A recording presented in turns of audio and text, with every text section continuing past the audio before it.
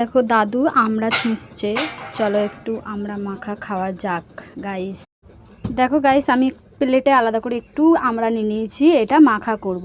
চলো দেখা যাক আমরাই কি দেওয়া যায়। প্রথমে আমরাই একটু নুন দিয়ে দেবো, মেখে নেবো ভালো করে। তারপরে একটা কাঁচা লঙ্কা দেবো, মেখে নেবো ভালো করে। কাঁচা লঙ্কা, এই যে কাঁচা লঙ্কা। তারপরে একটু লেবু লিগড়ে রসটা দিয়ে দেবো। তারপরে একটু গুঁড়ো লঙ্কা দিয়ে দেবো, যেহেতু কাঁচা লঙ্কা ঝাল হবে না। এই যে হালকা করে গুঁড়ো লঙ্কা দিয়ে দিলাম। একটু চিনি দেবো, দেখি কেমন লাগে খেয়ে গাইস।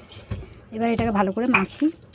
এতে একটু শুকনো লঙ্কা পুড়িয়ে দিলে ভালো হয়, কিন্তু যেহেতু এটা শ্রাবণ মাস চলছে, আবার এমনিতেও আজকে হচ্ছে মঙ্গলবার, ওই জন্য শুকনো লঙ্কা পুড়াবো না। শ্রাবণ মাসে শুকনো লঙ্কা পুড়ায় না, ওই জন্য আর কি শুকনো লঙ্কা দেবো না, কাঁচা লঙ্কা দিয়ে কাজটা ছেড়ে দেবো।